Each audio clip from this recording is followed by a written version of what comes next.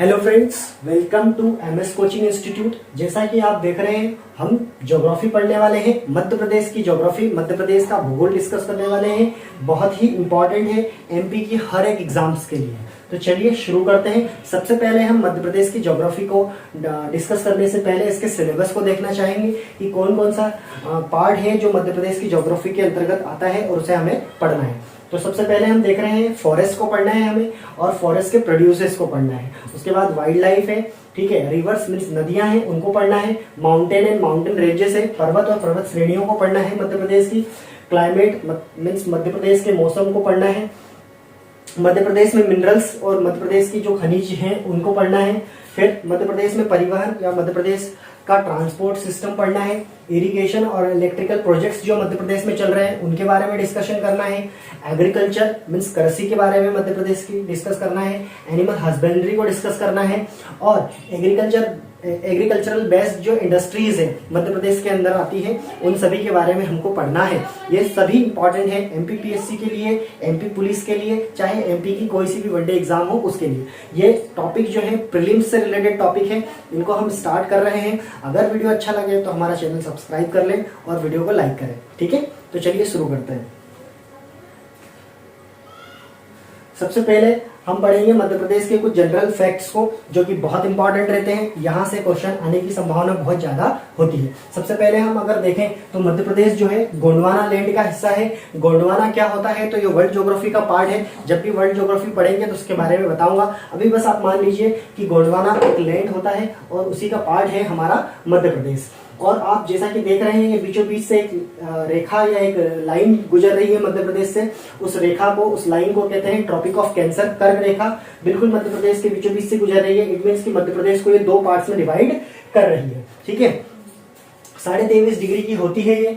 और मध्य प्रदेश को भू आविष्ठित राज्य कहते हैं। भू आविष्ठित राज्य या फिर लैंड लॉक्ड स्टेट कहते हैं। इसका मतलब ये है कि मध्य प्रदेश की जो सीमाएं हैं वो किसी कंट्री के साथ, किसी कंट्री की बॉर्डर के साथ नहीं लगती है, या किसी कंट्री के साथ अपनी बॉर्डर शेयर नहीं करता है मध्य प्रदेश। इसीलिए इस राज्य को, इस स्टेट को हम लैंडलॉक्ड या फिर भू आविष्ठित कहते हैं, ठीक है। चलिए इसके बाद हम देखते हैं तो मध्य प्रदेश जो है वो 5 राज्यों से घिरा हुआ है, 5 स्टेट से घिरा हुआ है। वो 5 राज्य कौन कौन से हैं, तो सबसे पहले है उत्तर प्रदेश, उसके बाद है राजस्थान, छत्तीसगढ़, गुजरात और महाराष्ट्र। ये 5 राज्य मध्य प्रदेश के आसपास में है। तो चलिए पहले देख लेते हैं कि ये राज्य कहाँ कहाँ पर है। जैसा कि आप इस वीडियो में जैसा कि आप इस डायग्राम में देख रहे हैं, यहाँ पर उत्तर प्रदेश है, उसके बाद इधर राजस्थान है। इधर की साइड आप देखेंगे पूर्व में तो आपको दिखाई दे रहा होगा छत्तीसगढ़, नीचे है महाराष्ट्र और यहाँ पर जो है गुजरात है, ठीक है। अब हम वो डिस्ट्रिक्ट्स देखेंगे जो मध्य प्रदेश की है और अन्य राज्य के साथ सीमा साझा करती है। तो मध्य प्रदेश की जो डिस्ट्रिक्ट्स हैं या मध्य प्रदेश के जो जिले हैं वो उत्तर प्रदेश के साथ सबसे ज्यादा सटे हुए हैं या उत्तर प्रदेश की सीमा के साथ लगे हुए हैं। तो ऐसे 13 जिले हैं जो उत्तर प्रदेश की सीमा के साथ अपनी सीमा साझा कर रहे हैं। वो 13 जिले उत्तर प्रदेश के साथ है। और राजस्थान के से कितने जिले सटे हुए हैं मध्य प्रदेश के, तो 10 जिले हैं जो राजस्थान से सटे हुए हैं मध्य प्रदेश के। उसके बाद छत्तीसगढ़ के साथ कितने, 7, गुजरात के साथ 2 और महाराष्ट्र के साथ 9। यहां से एक प्रश्न आएगा कि सबसे ज्यादा या सर्वाधिक जिले मध्य प्रदेश के किस राज्य के साथ सटे हुए हैं या किस राज्य की बॉर्डर के साथ सीमा साझा कर रहे हैं, तो उत्तर प्रदेश के साथ। कितने हैं, तो टोटल 13 है, ठीक है। दूसरा क्वेश्चन ये भी आ सकता है कि सबसे कम सीमा साझा करने वाले जिले कौन कौन से हैं, तो वो 2 हैं। उनका नाम है अलीराजपुर और झाबुआ। किस राज्य के साथ सीमा सबसे कम साझा कर रहे हैं वो, तो वो है गुजरात के साथ। किसके साथ, गुजरात के साथ। गुजरात मध्य प्रदेश के किस साइड में है, तो वेस्ट में है, मीन्स पश्चिम में है, ठीक है। अब हम उन जिलों को देख लेते हैं। वो 13 जिले कौन कौन से हैं जो उत्तर प्रदेश के साथ सीमा साझा कर रहे हैं, तो ये जिले हैं। सबसे पहले मुरैना, यहाँ भिंड, दतिया है, शिवपुरी है, अशोकनगर है, सागर है, निवाड़ी है, टीकमगढ़ है, ठीक है, छतरपुर, पन्ना, सतना, रीवा और सिंगरौली, ठीक है। इस तरीके से ये 13 जिले जो उत्तर प्रदेश के साथ अपनी सीमा साझा कर रहे हैं। इसके बाद अगर हम देखें तो राजस्थान के साथ कितने जिले, 10 जिले हैं। वे 10 जिले कौन कौन से हैं राजस्थान के साथ जो सीमा साझा कर रहे हैं? तो यहाँ अभी राजस्थान के पहले महाराष्ट्र देख लेते हैं। तो महाराष्ट्र के साथ कितने जिले हैं? तो महाराष्ट्र के साथ 9 जिले हैं। उन 9 जिलों के बारे में डिस्कशन कर लेते हैं। तो सबसे पहले यहाँ देखेंगे अलीराजपुर, अलीराजपुर के बाद बड़वानी, खरगोन, बुरहानपुर, खंडवा, बैतूल, छिंदवाड़ा, सिवनी और बालाघाट। ये 9 जिले जो महाराष्ट्र के साथ सीमा साझा कर रहे हैं। उसके बाद अगर हम देखें तो छत्तीसगढ़ के साथ 7 जिले हैं जो छत्तीसगढ़ के साथ सीमा साझा कर रहे हैं। वो 7 जिले कौन कौन से हैं? तो सबसे पहले देखेंगे नीचे बालाघाट, मंडला, डिंडोरी, अनूपपुर, शहडोल, सीधी और सिंगरौली। ये 7 जिले जो छत्तीसगढ़ के साथ सीमा साझा कर रहे हैं। और मैंने बताया था कि सबसे कम सीमा साझा कर रहे हैं जिले 2 हैं। वो कौन से हैं? झाबुआ और अलीराजपुर। किसके साथ है? किस राज्य के साथ? तो गुजरात के साथ। ठीक है, इस प्रकार से 10 जिले हैं जो राजस्थान के साथ सीमा साझा कर रहे हैं। ठीक है, आगे बढ़ते हैं और हम डिस्कस करते हैं कि मध्य प्रदेश की सबसे ऊंची चोटी या हाईएस्ट पीक कौन सा है मध्य प्रदेश का? तो उसे कहते हैं धूपगढ़। क्या कहते हैं? धूपगढ़। ठीक है, और ये कौन से हिल्स पर है, कौन सी पहाड़ी पे है? तो ये महादेव पहाड़ी पर है और 1350 मीटर ऊंचा है। ठीक है, मध्य प्रदेश का सबसे ऊंचा मध्य प्रदेश की सबसे ऊंची पहाड़ी है तो वो है धूपगढ़। और कहां पर है? महादेव पहाड़ी पर। और कितना मीटर ऊंचा है? तो 1350 मीटर ऊंचा है। ठीक है, इसके बाद मध्य प्रदेश का हम लेटीट्यूड और लॉन्गिट्यूड देखेंगे। मध्य प्रदेश का हम अक्षांशीय और देशांतरीय विस्तार देखेंगे। तो अक्षांश की बात करें तो मध्य प्रदेश जो है 21 डिग्री 6 उत्तरी अक्षांश से 26 डिग्री 30 उत्तरी अक्षांश तक फैला हुआ है। उसके बाद अगर देशांतर की बात करें तो 74 डिग्री 9 पूर्वी देशांतर से 82 डिग्री 48 पूर्वी देशांतर तक मध्य प्रदेश का विस्तार है। ठीक है, इसके बाद देखें तो मध्य प्रदेश के साथ मैं पहले ही बता चुका हूं 5 स्टेट है जो मध्य प्रदेश को टच करे हुए हैं या मध्य प्रदेश को आसपास से घेरे हुए हैं। वो 5 राज्य हैं। कौन कौन से हैं? यूपी है, महाराष्ट्र है, छत्तीसगढ़ है और राजस्थान है और गुजरात है। ठीक है, मध्य प्रदेश का टोटल क्षेत्रफल या मध्य प्रदेश का टोटल एरिया कितना है? तो 3,08,252 स्क्वायर किलोमीटर है। कितना है? 3,08,252 स्क्वायर किलोमीटर है। अगर हम पूरे भारत का क्षेत्रफल देखें और पूरे भारत के क्षेत्रफल में मध्य प्रदेश का कितना प्रतिशत हिस्सा आता है पूरे इंडिया के क्षेत्रफल में? तो 9.38%। कितना आता है? 9.38%। पूरे इंडिया के लैंड में मध्य प्रदेश का कितना हिस्सा है? तो 9.38% है। इसी के कारण मध्य प्रदेश जो है एरिया वाइज या फिर क्षेत्रफल के हिसाब से कौन सा राज्य है? दूसरा राज्य है, सेकेंड राज्य है। ठीक है, सेकेंड स्टेट है। अगर जनसंख्या के हिसाब से बात करें तो 5वां स्टेट है। कौन सा स्टेट है? 5वां राज्य है। ठीक है, तो ये सेकेंड है। तो पहला कौन है एरिया वाइज, क्षेत्रफल वाइज? तो वो है राजस्थान। ठीक है, क्षेत्रफल में सबसे बड़ा राज्य मध्य प्रदेश, सबसे बड़ा राज्य वो राजस्थान है सबसे बड़ा। उसके बाद सेकेंड नंबर पे हमारा मध्य प्रदेश है। ठीक है, क्षेत्रफल में। अगर हम आगे की बात करें तो मध्य प्रदेश को अगर ईस्ट से वेस्ट मतलब कि पूर्व से पश्चिम तक जो लंबाई देखे मध्य प्रदेश की पूर्व से पश्चिम की, ठीक है, ऐसे में पूर्व से पश्चिम की अगर लंबाई देखे तो वो कितनी है? 870 किलोमीटर है। कितनी है? 870 किलोमीटर। और नॉर्थ टू साउथ देखें, उत्तर से दक्षिण में देखें मध्य प्रदेश की लंबाई उत्तर से दक्षिण में कितनी है? 605। ठीक है, 605 किलोमीटर। अगर आप ईस्ट टू वेस्ट देखेंगे तो 870 किलोमीटर है और नॉर्थ टू साउथ देखेंगे तो 605 किलोमीटर है। ओके, अब हम मध्य प्रदेश की जियोलॉजिकल स्ट्रक्चर के बारे में बात कर लेंगे, भौगोलिक संरचना के बारे में बात कर लेंगे मध्य प्रदेश की। तो मध्य प्रदेश की जो भौगोलिक संरचना है उसको हम रॉक के हिसाब से बांटेंगे। किसके हिसाब से? रॉक के हिसाब से। ठीक है, कुछ रॉक बोले तो सेल समूह है उनके हिसाब से बांटेंगे। तो सबसे पहले आर्यन क्रम की चट्टानें, उसके बाद धारवाड़ क्रम की चट्टानें, उसके बाद पुराना संघ समूह की चट्टानें, विंध्यन क्रम की चट्टानें, गोंडवाना क्रम की चट्टानें, डेक्कन क्रम की चट्टानें और फिर आता है टर्शरी क्रम की चट्टानें, हिंदी में तृतीय क्रम की चट्टानें। ये इन चट्टानों के हिसाब से मध्य प्रदेश पूरा भौगोलिक स्ट्रक्चर मध्य प्रदेश का बना हुआ है।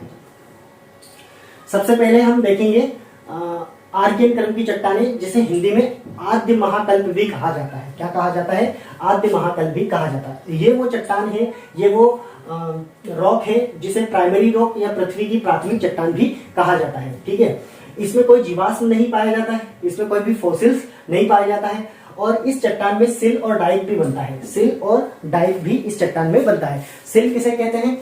तो सिल जो है एक हॉरिजॉन्टल, एक माफ करना, जो लिक्विड लावा है, जो क्या बोलते हैं, लिक्विड लावा है, वो लिक्विड लावा जब सॉलिडिफाई हो जाता है, सॉलिडिफाई मतलब जम जाता है, तो जमने के बाद यहाँ पर सिल और डाइक बन जाते हैं। तो ये सिल और डाइक क्या होता है? तो यहाँ पर आपको देख रहा होगा, ये हॉरिजॉन्टल लाइन है, ये लावा जम गया है, जमने की वजह से एक हॉरिजॉन्टल लाइन बनी है, जो जिसको हम क्या कहते हैं? सिल। और एक वर्टिकल लाइन बनेगी, वर्टिकल लाइन जिसे हम क्या कहते हैं? डाइक कहते हैं। क्या कहते हैं? डाइक। तो ये सिल और डाइक इस चट्टान में पाया जाता है। कौन सी चट्टान में? आर्कियन क्रम की चट्टान में। ठीक है। अब ये मध्य प्रदेश में कहां पर ये चट्टान पाई जाती है? तो मध्य प्रदेश का अधिकांश भाग इसी चट्टान से बना हुआ है, इसी रॉक से बना हुआ है। तो सबसे पहले है बुंदेलखंड, ठीक है, मालवा, जिसको डेक्कन ट्रैप भी बोलते हैं, और ये क्षेत्र जो है, इस क्षेत्र में आपको आर्कियन क्रम की चट्टान या आर्कियन ग्रुप की चट्टानें देखने को मिल जाएगी। फिर हम बात करेंगे धारवाड़ रॉक की, धारवाड़ क्रम की चट्टानों की। तो धारवाड़ क्रम की चट्टानों में भी कोई भी फॉसिल्स नहीं पाया जाता है, ठीक है, और अपरदन इसमें होता है। ठीक है, इस चट्टान में, धारवाड़ क्रम की चट्टानों में क्या होता है? अपरदन होता है। ठीक है, और ये जो है, इसमें चूना पत्थर होता है। इस धारवाड़ क्रम की चट्टानों में चूना पत्थर या फिर लाइमस्टोन देखने को मिलता है। ये मध्य प्रदेश के कौन से हिस्से में या कौन से क्षेत्र में ये पाई जाती है? तो मध्य प्रदेश का बालाघाट है, छिंदवाड़ा है, इस क्षेत्र में आपको धारवाड़ क्रम की चट्टानें देखने को मिल जाएंगी। बालाघाट और छिंदवाड़ा, बालाघाट छिंदवाड़ा में आपको धारवाड़ क्रम की चट्टानें देखने को मिलती है। इसीलिए बालाघाट में आपको मैग्नीज के भंडार मिल जाते हैं, और जबलपुर में आपको मार्बल या फिर संगमरमर की चट्टानें देखने को मिलती है। ठीक है, तो ये संगमरमर और मैग्नीज जो है वो कौन सी चट्टान से मिलते हैं? तो धारवाड़ क्रम की चट्टानों से मिलते हैं। धारवाड़ क्रम की चट्टान वो चट्टान होती है जिसमें बहुतायत रूप में सबसे ज्यादा अमाउंट में क्या पाया जाता है? खनिज पाया जाता है, मिनरल्स पाया जाता है। ठीक है, ये वो चट्टान है, इसीलिए यहाँ पे मैग्नीज आपको देखने को मिल रहा है। अब ये चट्टान जो है, इसकी अलग अलग सीरीज मध्य प्रदेश में बनी हुई है। उन श्रेणियों को, उन सीरीजों को अलग अलग नाम से पुकारा जाता है अलग अलग क्षेत्र में। जैसे कि बालाघाट में इस सीरीज को क्या कहते हैं? धारवाड़ क्रम की इस सीरीज को क्या कहते हैं? चिपली सीरीज। क्या कहते हैं? चिपली सीरीज या चिल्पी सीरीज। ठीक है, उसके बाद छिंदवाड़ा में इस मैग्नीज के भंडार है, तो छिंदवाड़ा में इस सीरीज का नाम सोसर सीरीज है। क्या नाम है? सोसर। तो बालाघाट में इसको चिपली के नाम से जाना जाता है, बालाघाट में चिपली सीरीज, और छिंदवाड़ा में इसे कहते हैं सोसर सीरीज। ठीक है, अभी सोसर का जो न्यू फॉर्म आया है, तो न्यू फॉर्म, जो न्यूअर फॉर्म है, उस न्यूअर फॉर्म को क्या कहते हैं? सिकोली सीरीज कहते हैं। क्या कहते हैं? सिकोली सीरीज। ठीक है, सोसर कहां पे है? छिंदवाड़ा में है। ठीक है, बिजावर सीरीज आपको कहां देखने को मिलेगा? जबलपुर में। ठीक है, कहां पर? जबलपुर में। ठीक है, अलग अलग जगह पर अलग अलग नाम से पुकारते हैं। यहां से क्वेश्चन भी आएगा कि बालाघाट में किस नाम से जाना जाता है धारवाड़ क्रम की चट्टानों को? तो चिपली सीरीज के नाम से, छिंदवाड़ा में सोसर सीरीज के नाम से, और नया फॉर्म आया है सोसर सीरीज का, उसे क्या कहते हैं? तो सिकोली सीरीज कहते हैं। क्या कहते हैं? सिकोली सीरीज कहते हैं। फिर आता है बिजावर सीरीज, जो कि आपको कहां मिलेगा? जबलपुर वाले क्षेत्र में मिलेगा, जबलपुर वाले क्षेत्र में मिलेगा। ठीक है, आगे बढ़ते हैं। आगे हम पढ़ेंगे पुराना क्रम की चट्टानों को, पुराना संघ समूह की चट्टानों को, जिसमें कड़प्पा, इसे कड़प्पा भी कहते हैं, कड़प्पा या कुड़प्पा नाम से भी जानते हैं इसको। कुड़प्पा समूह की चट्टानें ज्यादा अमाउंट में ये आपको कहां मिलेगा? छत्तीसगढ़ के मैदानों में मिलेगा, लेकिन मध्य प्रदेश में भी पाया जाता है। कौन से क्षेत्र में मध्य प्रदेश में पाया जाता है? तो नर्मदा सोन घाटी वाले क्षेत्र में मध्य प्रदेश के, वहां पर ये देखने को मिल जाएगा। इसका क्षेत्र जो है कहां से कहां तक है? तो पन्ना से ग्वालियर वाला जो क्षेत्र है, पन्ना से ग्वालियर तक का जो क्षेत्र है, वो पुराना संघ समूह की चट्टानें वहां पर देखने को मिलती है। बिजावर सीरीज नाम आपने सुना होगा, जो कि अभी आपने पढ़ा था। बिजावर सीरीज किसके अंतर्गत आता है? तो धारवाड़ क्रम की चट्टानों के अंतर्गत आता है। ठीक है, जबलपुर में है, और यहाँ पर आपको चूने के पत्थर है, हार्ड स्टोन है, बालू के पत्थर है, सैंड स्टोन है, ये आपको देखने को मिल जाएगा। इसी के अंतर्गत एक ग्वालियर सीरीज भी आती है। क्या आती है? ग्वालियर सीरीज। ठीक है, पार्ट ऑफ अरावली, ये अरावली सीरीज का भाग है, और ग्वालियर सीरीज के अंदर ही आपको क्या देखने को मिल जाता है? डायमंड। ठीक है, हीरे। तो हीरे की खान जो है वो कौन सी चट्टान या हीरा जो है कौन सी चट्टान से मिलता है? तो ग्वालियर सीरीज से मिलता है। कौन सी चट्टान से? ग्वालियर सीरीज से। ठीक है, पुराना संघ समूह के अंतर्गत आती है। और ये पुराना संघ समूह जो है उसको भी दो भागों में बांट के रखा हुआ है। दो भागों में हमने इसको डिवाइड किया हुआ है, एक कुड़प्पा और एक विंध्यन। कुड़प्पा और विंध्यन। विंध्यन के दो पार्ट है, एक को कहते हैं लोअर विंध्यन और एक को कहते हैं अपर विंध्यन। लोअर विंध्यन और अपर विंध्यन, इन चट्टानों को हम डिस्कस करते हैं आगे। सबसे पहले जैसा कि आप देख रहे हैं, विंध्यन सिस्टम या विंध्यन क्रम की चट्टान। तो विंध्यन को देखें तो ये सोन के उत्तर पश्चिम में और रीवा से लेकर तो चंबल मतलब राजस्थान तक टच है। ठीक है, कहां तक जा रहा है? सोन नदी की घाटियों से लेकर आप चंबल तक चले जाओ, चंबल मतलब राजस्थान वाले क्षेत्र तक चले जाओ, आपको विंध्यन क्रम की चट्टानें देखने को मिल जाएगी। और ये वो विंध्यन क्रम की कौन सा वाला पार्ट होगा? ये अपर विंध्यन वाला पार्ट। कौन सा वाला पार्ट? अपर विंध्यन वाला पार्ट। रीवा से लेकर चंबल तक, रीवा से चंबल तक, कहां तक है? रीवा से चंबल तक, उसको क्या कहते हैं? अपर विंध्यन। ठीक है, अपर विंध्यन क्रम की चट्टानें यहाँ पे देखने को मिलती है। ठीक है, इसी के अंतर्गत कुछ सीरीज है या कुछ श्रेणियां हैं या अलग अलग कह सकता हूँ कि चट्टानें बनी हुई है, चट्टानों का पहाड़ियां हैं, उनको कहते हैं भांडेर सीरीज है, केमूर सीरीज है, रीवा सीरीज है, ये श्रृंखलाएं हैं। ठीक है, इन चट्टानों की श्रृंखलाएं जिनको क्या कहते हैं? भांडेर, केमूर और रीवा। प्रश्न आएगा कि भांडेर, केमूर और रीवा ये किस सीरीज के अंतर्गत या किस चट्टान के अंतर्गत आते हैं? तो विंध्यन सीरीज के अंतर्गत या फिर विंध्यन चट्टानों के अंतर्गत आते हैं। और अंदर से भी क्वेश्चन आ सकता है, और गहराई में क्वेश्चन पूछेगा तो विंध्यन के कौन से पार्ट से? तो अपर विंध्यन के पार्ट है ये। ठीक है, तो भांडेर, केमूर और रीवा ये कौन से विंध्यन के पार्ट है? तो अपर विंध्यन के पार्ट है। किसके पार्ट है? ये अपर विंध्यन के पार्ट है। ठीक है, और ये जो अपर विंध्यन है, इससे भांडेर, केमूर और रीवा आते हैं। तो यहाँ से हमको जो चट्टान मिलती है, यहाँ से जो रॉक मिलते हैं, उन्हीं से हमने क्या बनाया? आगरा के अंदर जो फोर्ट बने हुए हैं, किले मकबरे हैं, और दिल्ली के अंदर किले मकबरे इन्हीं रॉक से बने हुए हैं। ठीक है, यहीं की रॉक जो गई है और वहां पर किले और मकबरे पुराने जमाने में बनाया गया है। ठीक है, फिर अपन बात करते हैं लोअर विंध्यन की। तो ये सोन नदी की घाटी से लेकर भीमा नदी की घाटी तक फैला हुआ है। भीमा नदी की घाटी बोले तो आपका छत्तीसगढ़ वाला क्षेत्र। ठीक है, तो सोन नदी से लेकर छत्तीसगढ़ तक का जो क्षेत्र है उसमें आपको क्या देखने को मिल जाएगा? लोअर विंध्यन देखने को मिल जाएगा। आगे चलते हैं, गोंडवाना क्रम की चट्टानों को पढ़ते हैं। ठीक है, चट्टानें तो समझ रहे होंगे, गोंडवाना रॉक को पढ़ रहे हैं, और जो गोंडवाना लैंड भी है और गोंडवाना क्रम की चट्टानें भी है। तो गोंडवाना लैंड के अलावा गोंडवाना चट्टानें भी। तो गोंडवाना चट्टानें कहाँ मिलेगी? तो सतपुड़ा और बघेलखंड वाला क्षेत्र जो है, सतपुड़ा और बघेलखंड का पठार है। पढ़ेंगे पठार क्या होते हैं और कहां पर है ये बघेलखंड का पठार और सतपुड़ा पठार। ठीक है, तो सतपुड़ा और बघेलखंड का पठार, ये दोनों पठारों में आपको गोंडवाना युग की चट्टानें देखने को मिल जाएगी मध्य प्रदेश में, सतपुड़ा और बघेलखंड के पठार में। ठीक है, सतपुड़ा और बघेलखंड के। इसके अलावा मध्य प्रदेश के अलावा ये जो गोंडवाना क्रम की चट्टानें मेडागास्कर और साउथ अफ्रीका में भी देखने को मिलेगा। ठीक है, दक्षिण अफ्रीका और मेडागास्कर में भी ये गोंडवाना क्रम की चट्टानें या गोंडवाना लैंड देखने को मिलता है। ठीक है, मैं पहले ही बता चुका हूं कि गोंडवाना जो है वर्ल्ड ज्योग्राफी का पार्ट है, इसीलिए यहाँ पर साउथ अफ्रीका का नाम भी आया है और मेडागास्कर का नाम भी आया हुआ है। ठीक है, गोंडवाना को भी हम डिवाइड करते हैं। तो सबसे पहले लोअर गोंडवाना है, ठीक है, मिडिल गोंडवाना है और अपर गोंडवाना है। इस तरीके से इसको भी 3 पार्ट में डिवाइड कर रखा है। सबसे पहले हम लोअर गोंडवाना के बारे में बात करेंगे। तो लोअर गोंडवाना को तलछीर भी कहते हैं। क्या कहते हैं लोअर गोंडवाना को? तलछीर, तलछीर के नाम से भी जानते हैं। अब ये लोअर गोंडवाना किस क्षेत्र में पाया जाता है? तो लोअर गोंडवाना जो है आपको कहाँ देखने को मिलेगा? सोन और महानदी की घाटियां जो है, सोन और महानदी की घाटियां, वहां पर आपको तलछीर वाला क्षेत्र या फिर लोअर गोंडवाना रॉक देखने को मिल जाएगी, लोअर गोंडवाना चट्टानें देखने को मिल जाएगी। ठीक है, इसके अंतर्गत और भी श्रेणियां बनी हुई है, जिसको करहरावरी, बरकार या मेतुर स्तर भी कहा जाता है। ठीक है, करहरावरी, बरकार या मेतुर स्तर भी कहा जाता है इसी को। ठीक है, लोअर गोंडवाना को। आगे देखें तो पेंच घाटी और मोहपानी। ठीक है, पेंच घाटी और मोहपानी का जो कोयला क्षेत्र है, वो कोयला क्षेत्र किसके अंतर्गत आता है? तो बरकार स्तर के अंतर्गत आता है। किसके अंतर्गत? बरकार स्तर के। ठीक है, ये बरकार स्तर है। तो बरकार स्तर में कौन सी चट्टानें पाई जाती है? तो गोंडवाना क्रम की। अब गोंडवाना कौन सा वाला? लोअर गोंडवाना, निम्न गोंडवाना। ठीक है, लोअर गोंडवाना की चट्टानें और लोअर गोंडवाना से क्या मिलता है? कोयला मिलता है, कोयला मिलता है। और कोयला कौन से वाले क्षेत्र में? पेंच घाटी में और मोहपानी। ये क्षेत्र का नाम है पेंच घाटी और मोहपानी। यहाँ पर आपको क्या देखने को मिल जाएगा? कोयला।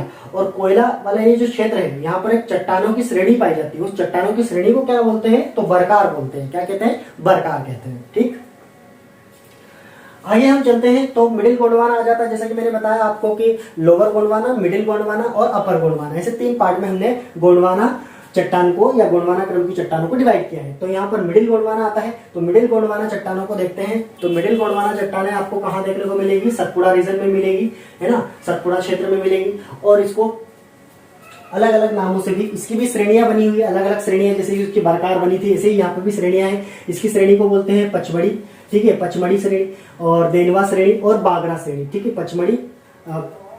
पचमढ़ी, पंचेत या देनवा, या फिर उसको एक और नाम क्या दिया है, बागरा सीरीज। इस तरीके से सीरीज बनी हुई है। ठीक है, और सोन महानदी वाला जो क्षेत्र है वहीं पर इस मिडिल गोंडवाना रॉक पाई जाती है। सोन महानदी वाले क्षेत्र में मिडिल गोंडवाना वाली रॉक पाई जाती है, पत्थर पाए जाते हैं, चट्टानें पाई जाती है। इनको हम परसोरा और टिक्की भी कहते हैं। क्या कहते हैं, परसोरा और टिक्की। ठीक है, परसोरा और टिक्की नाम से भी जाना जाता है सोन महानदी का क्षेत्र। ठीक है, सोन महानदी वाले क्षेत्र में जब जाएंगे तो ये जो पत्थर है या ये चट्टानें जो अगर हमको देखने को मिलती है मिडिल गोंडवाना वाली, तो इनको क्या नाम से बोलाएंगे हम, परसोरा या टिक्की। क्या बोलते हैं, परसोरा या टिक्की। आगे चलते हैं, अपर गोंडवाना के बारे में बात कर लेते हैं। थर्ड पार्ट है अपर गोंडवाना। तो ये भी सतपुड़ा और बघेलखंड के पास में है। ठीक है, सतपुड़ा में भी कुछ क्षेत्र में और बघेलखंड के भी कुछ क्षेत्र में पाया जाता है। सतपुड़ा में इसको अलग नाम से पुकारते हैं। सतपुड़ा में इसको कहते हैं चौगान या जबलपुर सतारा। ठीक है, सॉरी स्तर, चौगान या फिर जबलपुर स्तर कहते हैं। क्या कहते हैं, चौगान या जबलपुर। तो प्रश्न आएगा कि जबलपुर स्तर या फिर चौगान किस क्रम की चट्टानों को कहा जाता है, तो अपर गोंडवाना क्रम की चट्टानों को किसको कहा जाता है, अपर गोंडवाना को। ठीक है, चौगान या जबलपुर स्तर किसको कहा जाता है, तो अपर गोंडवाना की चट्टानों को कहा जाता है। ठीक है, सतपुड़ा में जो चट्टानें मिलेगी या सतपुड़ा में जो रॉक्स मिलेंगे उनको लाइमस्टोन, क्ले, सैंडस्टोन, कोल, ब्राउन कोल, इस तरीके की चीजें हमको वहां पे देखने को मिल जाएगी। क्या क्या देखने को मिल जाएगा हमको वहां पे, लाइमस्टोन चूना पत्थर देखने को मिल जाएगा, क्ले देखने को मिल जाएगा, सैंडस्टोन मिल जाएगा, बालुई पत्थर, कोयला देखने को मिल जाएगा और ब्राउन कोल, ठीक है, भूरा कोयला हमको वहां पे देखने को मिल जाएगा। कहां पर, सतपुड़ा वाले क्षेत्र में। आगे हम बात करते हैं क्रेटेशियस पीरियड की चट्टानें, क्रेटेशियस युग की चट्टानों के बारे में। क्रेटेशियस पीरियड की चट्टानें, तो इसमें formed by river and estuary deposit of Narmada.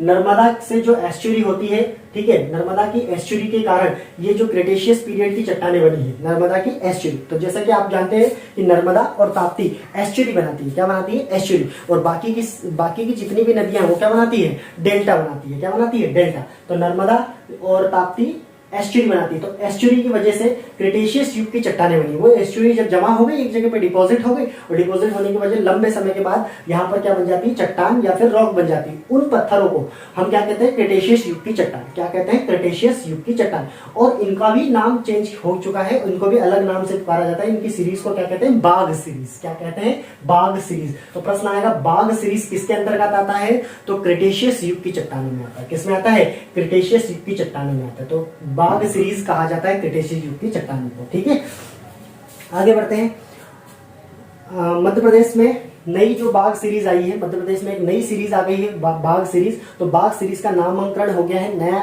Change आ गया है, जिसको आप लमेटा सीरीज भी कहते हैं या लमेटा श्रृंखला भी कहते हैं। लमेटा सीरीज कहा जाता है। ठीक है, बाघ सीरीज का ही नाम चेंज हो गया, नया फॉर्म आ गया बाघ सीरीज का, जिसको क्या कहते हैं, लमेटा सीरीज या लमेटा श्रृंखला कहते हैं। ठीक, और कैसे, किस युग की चट्टानें हैं ये, तो ये क्रेटेशियस युग की चट्टानें। किस युग की है, क्रेटेशियस युग की चट्टानें हैं।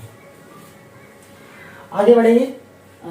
यहाँ पर भौगोलिक संरचना दी हुई है, उसी जिसको अभी हमने पढ़ा था उसी के बारे में एक चार्ट बनाया हुआ है, जिस चार्ट के अंतर्गत हमको सारी डिस्क्रिप्शन जो अभी हमने डिटेल में पढ़ा था उसका एक शॉर्ट रिव्यू यहाँ पर दिया हुआ है, जिससे जो प्रीलिम्स में आने वाले कोई भी क्वेश्चन छूटे ना। ठीक है, एक बार फिर से इसको रिवाइज कर लेते हैं, एक रिवीजन के तौर पे इसको पढ़ लेते हैं। सबसे पहले हमने देखी थी आर्किन या आद्य महाकल्प की चट्टानें, जिसको हमने प्राइमरी रॉक कहा था, और इसके अंदर फॉसिल्स नहीं पाए जाते। कहाँ मिलती है देखने को ये, तो बुंदेलखंड और मालवा वाले क्षेत्र में देखने को मिलती है। फिर हमने पढ़ी थी धारवाड़ क्रम की चट्टानें या धारवाड़ रॉक्स। धारवाड़ में भी कोई फॉसिल नहीं पाया जाता, लेकिन इसमें भरपूर मात्रा में हमको क्या मिल जाते हैं, मिनरल्स मिल जाते हैं, खनिज मिल जाते हैं, और चूना पत्थर की बहुतायत हमको देखने को मिलती है। कहाँ पर मिलता है ये धारवाड़ क्रम का चट्टान, तो धारवाड़ क्रम की चट्टान हमको कहाँ मिलती है, तो दक्षिण एमपी है, साउथर्न एमपी वाला पार्ट है, जिसमें बुंदेलखंड है, विंध्य वाला पार्ट है, वहां पर देखने को मिल जाती है। और ये धारवाड़ क्रम की चट्टानों की अलग अलग सीरीज को अलग अलग क्षेत्र में अलग अलग नाम से पुकारा जाता है। जैसे कि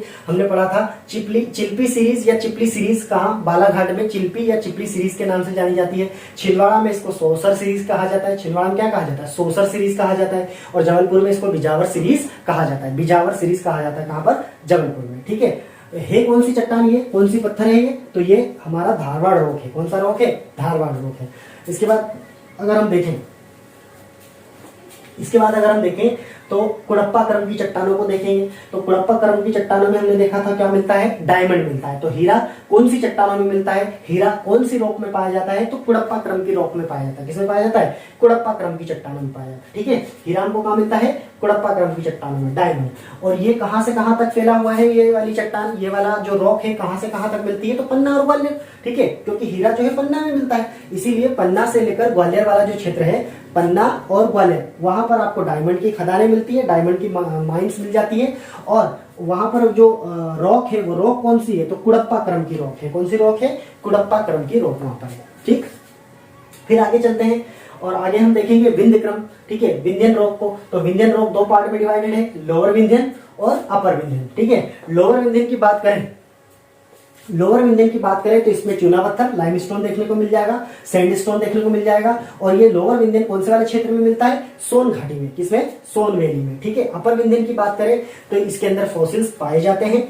और रीवा से लेकर चंबल वाला जो क्षेत्र है वो अपर, रीवा से लेकर चंबल तक का जो क्षेत्र है वो अपर विंध्यन कहलाता है। क्या कहलाता है, अपर विंध्यन। इसी के अंदर 3 सीरीज भी आती है, भांडे है, केमूर है और रीवा सीरीज है। ठीक है, भांडे, केमूर और रीवा सीरीज। अब सीरीज क्या है, तो पत्थरों की अलग अलग श्रेणियां हैं जिनको हम क्या कहते हैं, रॉक की सीरीज है, रॉक सीरीज, उनको हम 3 अलग अलग नाम से पुकारते हैं। ठीक है, तो अपर विंध्यन की पार्ट होती है भांडे, केमूर और रीवा। ठीक है, आगे डायग्राम है, डायग्राम में समझेंगे। इसके बाद हम देखते हैं गोंडवाना सेल समूह को। ठीक है, या गोंडवाना रॉक को। गोंडवाना रॉक जो है 3 पार्ट में डिवाइडेड है। सबसे पहले देखा था हमने लोअर गोंडवाना को, उसके बाद देखा था मिडिल गोंडवाना को एंड देन अपर गोंडवाना को। जो लोअर गोंडवाना है वो कोल माइंस के लिए बहुत फेमस है, कोयले की खदानों के लिए ज्यादा फेमस है लोअर गोंडवाना। ठीक है, सैंडस्टोन, बालुई पत्थर जो है मिडिल गोंडवाना से मिलता है। कहां से मिलता है, मिडिल गोंडवाना से मिल जाता है। और कोयला और लाइमस्टोन, कोयला और चूना पत्थर हमको कौन से गोंडवाना से मिल जाता है, अपर गोंडवाना से। तो अपर गोंडवाना की जो चट्टानें हैं वो कहां पर मिलती है, तो मोहपानी है, पेंच घाटी है ना, पचमढ़ी है, महादेव सीरीज है। तो ये वाला जो क्षेत्र है, इस क्षेत्र में अगर आप जाओगे तो आपको कोयले की खदान और चूना पत्थर की खदानें देखने को मिल जाएंगी। फिर हम बात करते हैं geographical division of Madhya Pradesh. तो मध्य प्रदेश का जो ज्योग्राफिकल डिवीजन है उसको पढ़ेंगे। मध्य प्रदेश का ज्योग्राफिकल डिवीजन देखते हैं, मध्य प्रदेश का भौगोलिक विभाजन। तो मध्य प्रदेश को हमने 3 भौगोलिक विभाजन में डिवाइड कर रखा है। सबसे पहले हमने देखा सेंट्रल हाईलैंड, जिसको हम कहते हैं मध्य उच्च प्रदेश। उसके बाद में हमने सतपुड़ा मेकल, ठीक है, हिंदी में भी सतपुड़ा मेकल ही कहा जाता है।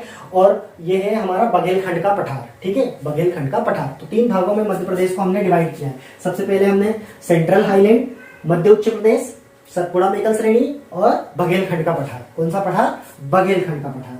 तो मध्य उच्च प्रदेश जो है उसको हमने कितने भागों में बांटा है, 5 भागों में। ठीक है, 1 2 3 4 5 भागों में बांटा है। वो 5 भाग कौन कौन से हैं, तो मध्य भारत का पठार, हिंदी में है मध्य भारत का पठार, इंग्लिश में सेंट्रल इंडिया प्लेट्यू। ठीक है, सेंट्रल इंडिया प्लेट्यू, हिंदी में मध्य भारत का पठार। बुंदेलखंड का पठार, इंग्लिश में बुंदेलखंड प्लेट्यू।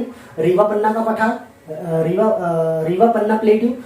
मालवा का पठार, नर्मदा सोन घाटी। ठीक है, नर्मदा सोन घाटी। ये 5 भागों में हमने मध्य उच्च प्रदेश को बांटा है। ठीक है, सेंट्रल हाईलैंड को कितने भागों में डिवाइड किया है, 5 भागों में। मध्य भारत का पठार, सेंट्रल इंडिया प्लेट्यू, बुंदेलखंड का प्लेट्यू, रीवा पन्ना प्लेट्यू और मालवा प्लेट्यू एंड नर्मदा सोन घाटी।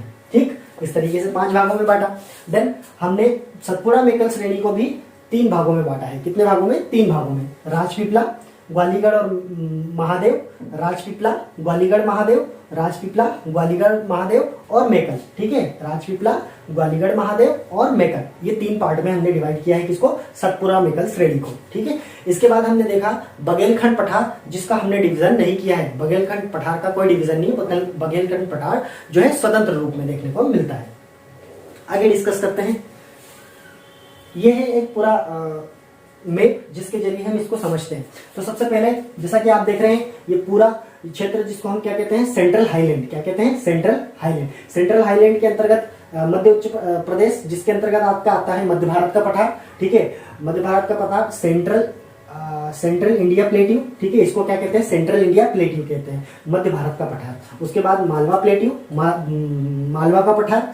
उसके बाद फिर हमने देखा था रीवा पन्ना का पठार। ये वाला क्षेत्र क्या कहलाएगा, रीवा पन्ना का पठार। उसके बाद ये वाला बुंदेलखंड का पठार, बुंदेलखंड प्लेट्यू।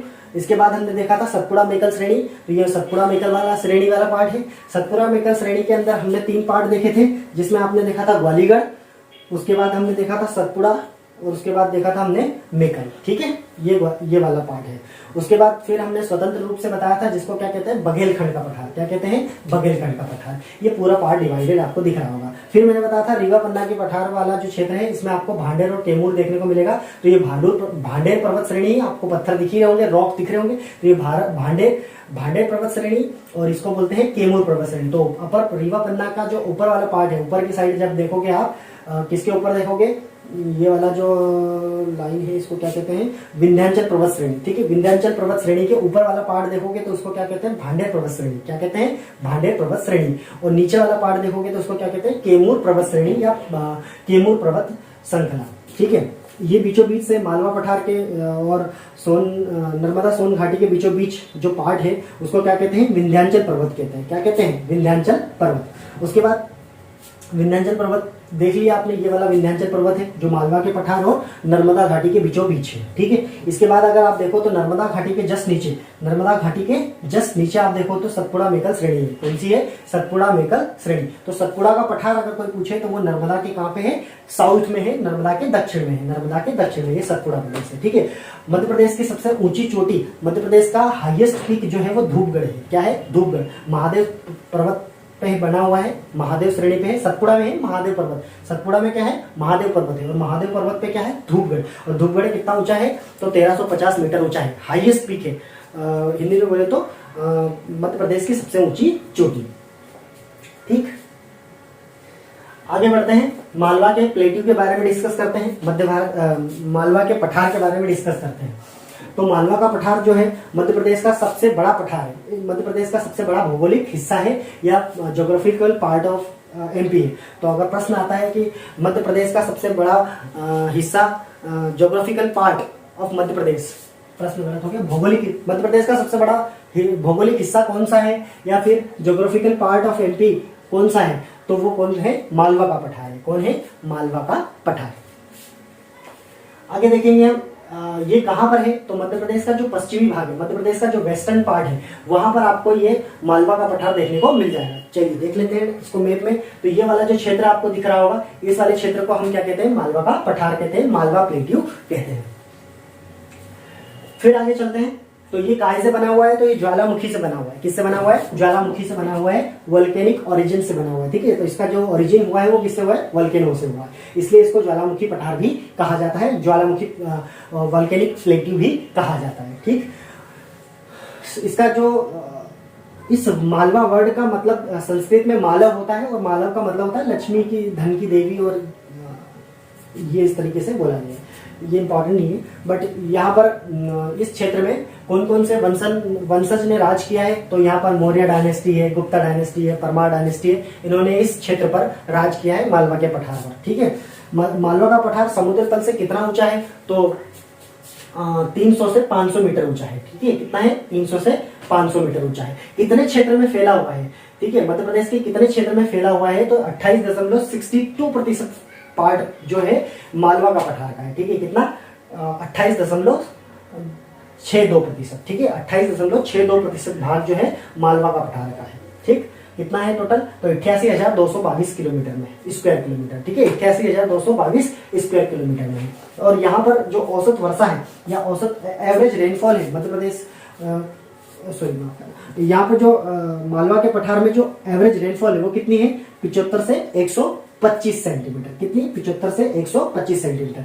दूसरा प्रश्न ये पूछ सकता है, मध्य प्रदेश में एवरेज रेनफॉल कितनी है, मध्य प्रदेश की एवरेज रेनफॉल हिंदी में बोले तो मध्य प्रदेश की औसत वर्षा कितनी है, तो 112 सेंटीमीटर। कितनी है, 112 सेंटीमीटर। लेकिन मालवा के पठार में कितनी है, तो 75 से 125 सेंटीमीटर। कितनी, 75 से 125 सेंटीमीटर। ठीक, यहाँ का मानसून देखें, यहाँ का क्लाइमेट देखें, यहाँ की जलवायु देखें तो कैसी है, ट्रॉपिकल मानसून टाइप की है। कैसी है, ट्रॉपिकल मानसून, मतलब उष्ण कटिबंधीय मानसूनी है। कैसी है, उष्ण कटिबंधीय मानसूनी। यहाँ से कौन कौन सी नदियां निकलती है मालवा के पठार से, तो चंबल नदी निकलती है। ठीक है, माही नदी निकलती है मालवा के पठार से, माही नदी के धार से निकलती है, पढ़ेंगे इनके बारे में डिटेल में। शिप्रा नदी यहीं से निकलती है। ठीक है, पार्वती नदी यहीं से निकलती है, बेतवा है, सिंध है, ये सारी नदियां जो है मालवा के पठार से ही निकलती है। फिर अगर हम देखें मालवा के प्लेट्यू की सबसे ऊंची चोटी, ठीक है, तो मालवा के प्लेट्यू में सबसे ऊंची चोटी जो है वो सिगार है। कौन सी है? सिगार। मध्य प्रदेश की सबसे ऊंची चोटी, मध्य प्रदेश की सबसे ऊंची चोटी, मध्य प्रदेश का सबसे हाईएस्ट पीक कौन सा है? तो उसका नाम है धूपगढ़। क्या नाम है? धूपगढ़। कितना ऊंचा है? 1350। कहां पर है?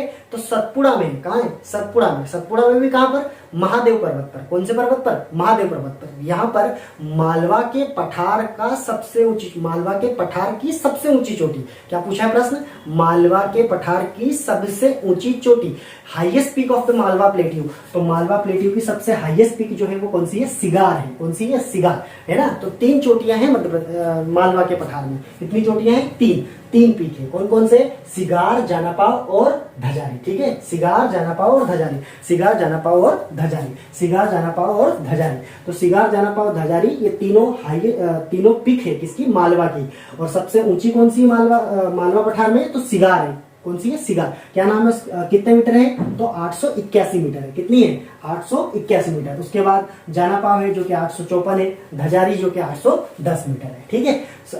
मालवा प्लेट्यू में या मालवा के पठार में कौन सी फसल अच्छी होती है? तो गेहूं और सोयाबीन होती है। कौन सी होती है? गेहूं और सोयाबीन। सबसे अच्छी मात्रा में आपको देखने को मिल जाएगा गेहूं और सोयाबीन। फिर हम बात करेंगे मालवा के पठार में या मालवा प्लेट्यू में कौन सी सॉइल देखने को मिलती है? तो ब्लैक सॉइल देखने को मिलती है। कौन सी सॉइल? ब्लैक सॉइल देखने को मिलती है। ठीक है, काली मृदा देखने को मिलती है। क्रॉप्स तो मैं बता चुका हूँ। यहाँ पर सोयाबीन, कॉटन है, शुगर केन है, अन्य बहुत सारी यहाँ पर आपको क्रॉप्स देखने को मिल जाएंगे। आगे बढ़ते हैं। तो अब हम मालवा के प्लेट्यू को भी 2 पार्ट में डिवाइड करते हैं। कितने पार्ट में? 2 पार्ट में डिवाइड करते हैं। एक को बोलते हैं वेस्टर्न मालवा, एक को बोलते हैं ईस्टर्न मालवा। ठीक है, वेस्टर्न मालवा हिंदी में बोलेंगे पश्चिमी मालवा पठार और पूर्वी मालवा पठार। ठीक है, तो वेस्टर्न मालवा पठार जो है उसको भी हमने कितने पार्ट में डिवाइड किया है? 3 पार्ट में। अपर माही, अनासिल, चंबल और काली सिंध बेसिन। ठीक है, अपर माही, अनासिल, चंबल और काली सिंध बेसिन। उसके बाद ईस्टर्न मालवा प्लेट्यू को भी हमने कितने पार्ट में? 5 पार्ट में डिवाइड किया है। एक तो गुना प्लेट्यू, बोले तो गुना का पठार, भोपाल का पठार, भोपाल पठार। ठीक है, भोपाल प्लेट्यू, बेतवा बीना बेसिन। ठीक है, उसके बाद है सागर प्लेट्यू, बोले तो सागर का पठार, और साउथ ईस्ट मालवा प्लेट्यू। ठीक है, साउथ ईस्ट मालवा प्लेट्यू, दक्षिण पूर्वी मालवा पठार। ठीक है, दक्षिण पूर्वी मालवा पठार। ये दक्षिण पूर्वी मालवा पठार किसका हिस्सा है? तो ईस्टर्न मालवा का, पूर्वी मालवा के पठार का। ठीक है, पश्चिमी मालवा का पठार के हिस्से कौन कौन से हैं? तो ये 3 है। कौन कौन से? अपर माही, चंबल और काली सिंध बेसिन। ठीक है, काली सिंध बेसिन। अब हम मध्य भारत के पठार के बारे में डिस्कस करेंगे। इसके बारे में सेंट्रल इंडिया हाईलैंड के बारे में बात करेंगे। ठीक है, सेंट्रल इंडिया हाईलैंड, मध्य भारत के पठार के बारे में डिस्कस करेंगे, जो कि मध्य प्रदेश का अपर पार्ट है। कौन सा पार्ट है? अपर पार्ट है। ठीक है, ये वाला हिस्सा। ठीक है, एक बार हम जिले को डिस्कस कर लेते हैं। अभी हमने मालवा का पठार पढ़ा, तो मालवा के पठार के अंदर कौन कौन से जिले आते हैं? तो जैसा कि आप देख रहे हैं यहाँ पे मंदसौर है, रतलाम है, झाबुआ है, अलीराजपुर है, धार, उज्जैन, आगर मालवा है, इंदौर, देवास, शाजापुर, राजगढ़, गुना है, विदिशा है, भोपाल है, सीहोर है ना, देवास है, ये रायसेन है। ये पूरा का पूरा क्षेत्र, ये जो क्षेत्र है दिख रहा है आपको, ये पूरा का पूरा मालवा का पठार है। क्या है ये? मालवा का पठार। अभी हम पढ़ने वाले हैं सेंट्रल हाईलैंड। ठीक है, सेंट्रल इंडिया हाईलैंड, जिसको हमने क्या कहा? मध्य भारत का पठार। और मध्य भारत के पठार के अंदर कौन कौन से जिले आते हैं? तो श्योपुर है, मुरैना है, ठीक है, ग्वालियर है, शिवपुरी है, भिंड है। तो ये जो जिले दिख रहे हैं आपको, श्योपुर, मुरैना, भिंड, मुरैना, ग्वालियर, ये वाला जो क्षेत्र है पूरा का पूरा क्या कहलाता है? सेंट्रल इंडिया हाईलैंड कहलाता है, मध्य भारत का पठार कहलाता है। क्या कहलाता है? मध्य भारत का पठार कहलाता है। ठीक है, अब मध्य भारत के पठार के बारे में डिस्कस कर लेते हैं। इन बाकियों के बारे में भी डिस्कस करेंगे पर आगे। ठीक है, तो सबसे पहले मध्य भारत के पठार के बारे में देख लेते हैं। तो मध्य भारत का पठार जो कि गंगा वाले रीजन में भी आता है। ठीक है, अपर गंगा रीजन जो है गंगा के मैदानों के क्षेत्र में भी आता है, क्योंकि इसके बाद आप देख रहे हैं उत्तर प्रदेश लग जाएगा।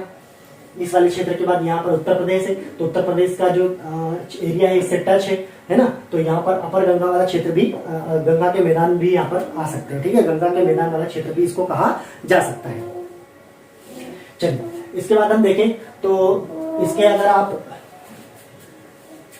कहां पर इसके साउथ में, अगर इसके साउथ में देखेंगे तो आपको क्या दिख जाएगा? मालवा प्लेट्यू देखने को मिल जाएगा। क्या देखने को मिल जाएगा? मालवा प्लेट्यू देखने को मिल जाएगा। ठीक है, और राजस्थान जो है, राजस्थान के ईस्ट में, राजस्थान के पूर्वी वाला जो भाग है इससे सटा हुआ है। ठीक है। राजस्थान का पूर्वी भाग किससे सटा हुआ है, तो मध्य भारत के पठार से सटा हुआ है, ठीक है। कितने मध्य प्रदेश के कितने भाग में फैला हुआ है, तो 10.68% में, ठीक है। 10.68% भाग में ये मध्य भारत का पठार फैला हुआ है, 10.68% में, ठीक है। टोटल कितना एरिया है इसका, तो 32,896 स्क्वायर किलोमीटर है, ठीक है। कितना है, 32,896 स्क्वायर किलोमीटर है इसका टोटल एरिया, ठीक है। इसके अंदर कौन कौन से कंपोजिशन है, तो इसके अंदर विंध्या और कुड़प्पा रॉक्स आती है, विंध्यन क्रम की चट्टानें और कुड़प्पा रॉक्स इसके अंतर्गत आती है। जैसा कि आपने देखा था ईस्ट से वेस्ट तक, मतलब हमने देखा था कहां से, सोन से लेकर चंबल तक का जो क्षेत्र है, तो विंध्यन और कुड़प्पा क्रम की चट्टानें इसी क्षेत्र के अंतर्गत आती है। किस क्षेत्र के अंतर्गत, तो क्या नाम था इसका, मध्य भारत का पठार, ठीक है, मध्य भारत का पठार। इसकी हाइट की बात करें, इसकी ऊंचाई की बात करें, तो 300 से 500 मीटर है, ठीक है, 300 से 500 मीटर। और हाँ, यहाँ पर गली अपर्दन देखने को मिल जाता है, गली इरोजन भी देखने को मिल जाता है। गली इरोजन क्यों होता है, इसका मतलब अपर्दन क्या होता है, ये सब हम आगे डिस्कस करेंगे। लेकिन यहाँ पर गली अपर्दन जो होता है वो बीहड़ बन जाते हैं यहाँ पर, बीहड़, और वो बीहड़ चंबल नदी के कारण बनते हैं। किसकी वजह से, बीहड़ नदी, सॉरी, चंबल नदी के कारण बीहड़ बन जाते हैं, और उन बीहड़ों को क्या बोलते हैं, गली इरोजन बोलते हैं। क्या बोलते हैं, गली इरोजन, ठीक है। तो चंबल के डाकुओं का नाम सुना होगा, बीहड़ों में रहते थे, तो वो बीहड़ जो है उसी को कहते हैं गली इरोजन को, ठीक है। वो बीहड़ किससे बने हैं, तो गली इरोजन से, चंबल नदी के क्षेत्र की वजह से। तो यहाँ पे अपर्दन की समस्या भी देखने को मिलती है, इस पठार में अपर्दन की समस्या भी देखने को मिलती है। क्या नाम है इस पठार का, मध्य भारत का पठार। अपर्दन बोले तो इरोजन की, ठीक है। फिर आते हैं मध्य उच्च प्रदेश के बारे में। तो मध्य उच्च प्रदेश जो है वो नॉर्थ, उसका जो स्लोप देखेंगे तो नॉर्थ टू साउथ है, मतलब उत्तर से दक्षिण की तरफ है, ठीक है। और रेनफॉल यहाँ पे कितनी होती है, तो यहाँ पे 100 से 125 सेंटीमीटर की रेनफॉल होती है। तो मध्य प्रदेश की एवरेज रेनफॉल कितनी थी, 112 सेंटीमीटर। कितनी थी, 112 सेंटीमीटर। और यहाँ पर क्या बोल रहा है कि एवरेज रेनफॉल मध्य प्रदेश की कितनी है, तो 112 है। और ये मध्य भारत की कितनी है, तो 100 से 125 सेंटीमीटर। कितनी है, 100 से 125 सेंटीमीटर है यहाँ पे, ठीक। और यहाँ पे से कौन कौन सी नदियां निकलती है, तो चंबल नदी निकलती है, बीहड़ बना रही है तो चंबल नदी वो निकलेगी। उसके बाद कूनो नदी है और सिंध नदी भी यहाँ पे देखने को मिल जाती है। और चंबल की वजह से यहाँ पे गहरी नालों का निर्माण होता है ना। कौन सी मिट्टी यहाँ पर पाई जाती है, कौन सा सॉइल यहाँ पर पाई जाती है, तो ब्लैक और एलुवियल सॉइल पाई जाती है, ठीक है। जलोढ़ मिट्टी यहाँ पर देखने को मिल जाती है, काली और जलोढ़ मिट्टी मिल जाती है। कौन कौन सी क्रॉप्स यहाँ पर, फसलें यहाँ पे देखने को मिलेगी, तो वीट है, ज्वार है, बैरली यहाँ पे फसल देखने को मिल जाती है। यहाँ पर लोह अयस्क या फिर आयरन ओर का डिपोजिशन देखने को मिलता है। कॉपर देखने को मिल जाएगा, यहाँ पर कॉपर की खदानी या फिर कॉपर का अयस्क देखने को मिलता है। लेड है, बेरिल है, स्टेटाइट है ना, लाइमस्टोन है, चूना पत्थर है, ये भी इस मध्य भारत के पठार में हमको देखने को मिल जाता है। फिर हम बात करते हैं रीवा पन्ना के पठार की। तो पहले रीवा पन्ना का पठार मैप में देख लेते हैं कि मैप में रीवा पन्ना का पठार कहाँ है। तो ये वाला जो क्षेत्र है, ये वाला, ठीक है, कहाँ से कहाँ तक का, दमोह, पन्ना, सतना, रीवा, ठीक है। रीवा, सतना और दमोह, पन्ना, ठीक है। रीवा, सतना और दमोह, पन्ना, इस क्षेत्र को हम क्या कहते हैं, रीवा पन्ना का पठार। क्या कहते हैं, रीवा पन्ना का पठार। दमोह, पन्ना, सतना और रीवा, ठीक है। रीवा, सतना, पन्ना और दमोह, ठीक है। रीवा, सतना, पन्ना और दमोह, ये वाला क्षेत्र क्या कहलाता है, रीवा पन्ना का पठार कहलाता है। रीवा पन्ना का प्लेट्यू कहलाता है। क्या कहते हैं इसको, रीवा पन्ना प्लेट्यू, ठीक है। अब इसके बारे में डिस्कस करेंगे।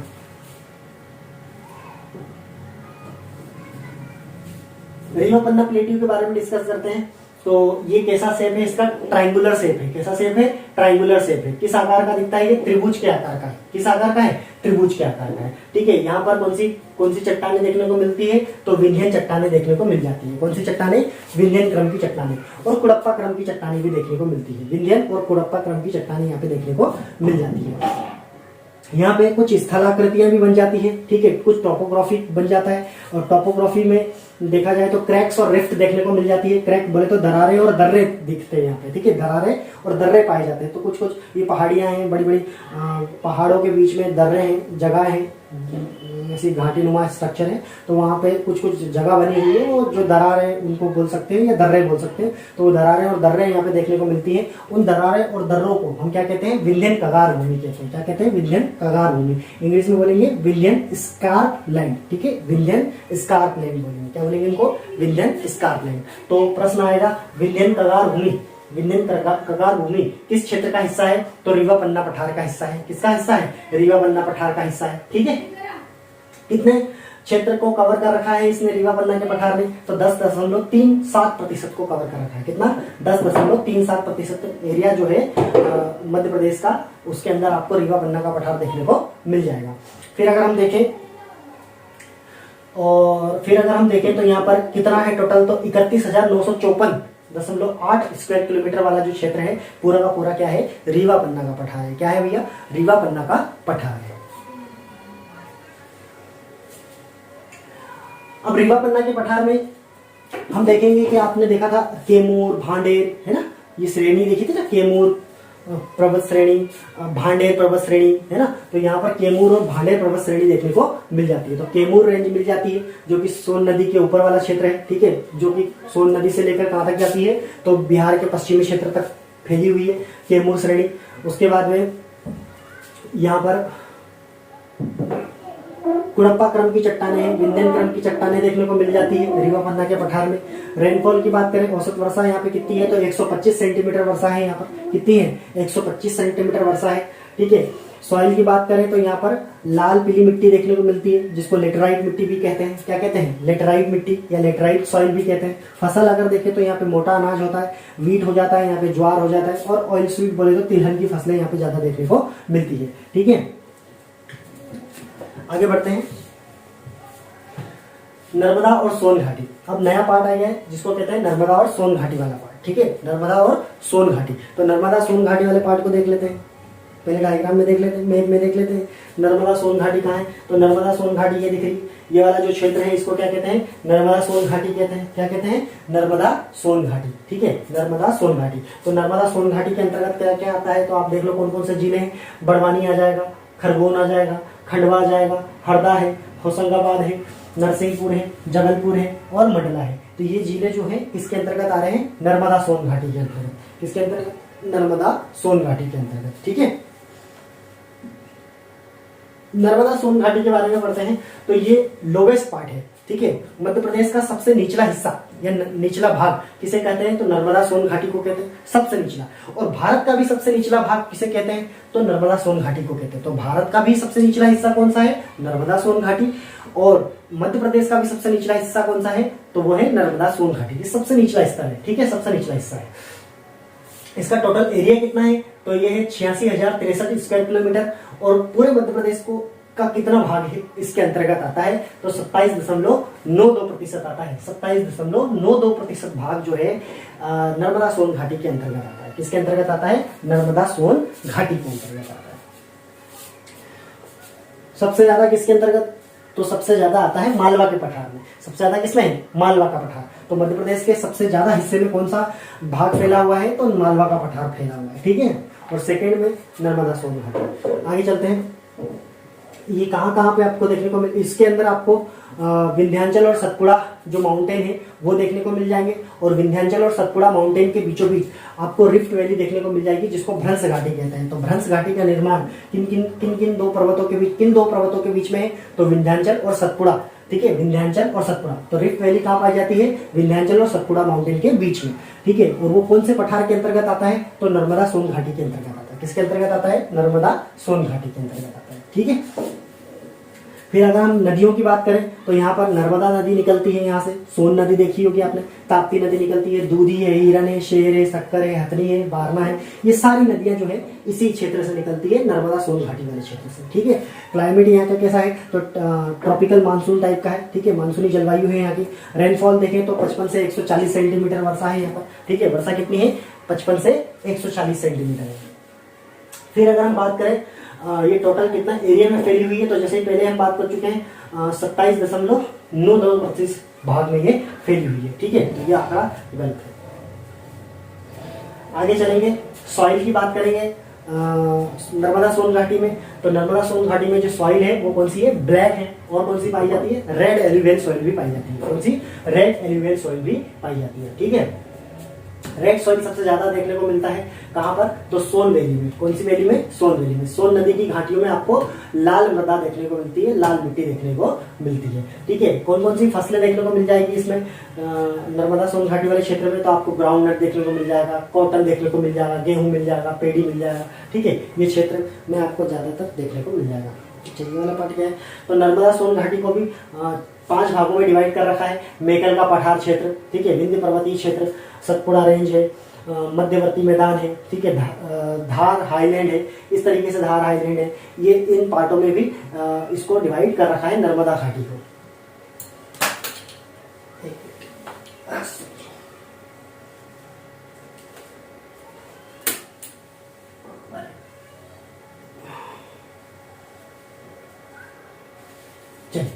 इसके बाद देखेंगे बुंदेलखंड का पठार। तो बुंदेलखंड प्लेट्यू के बारे में डिस्कस करेंगे। तो बुंदेलखंड पठार जो है northern area of central highland, तो जो सेंट्रल है मध्य उच्च प्रदेश था, मध्य उच्च प्रदेश के दक्षिणी भाग, उत्तरी भाग में आपको देखने को मिल जाएगा बुंदेलखंड का पठार। क्या मिल जाएगा? बुंदेलखंड का पठार। चलो पहले मैप में देख लेते हैं कि बुंदेलखंड का पठार कहाँ पे है।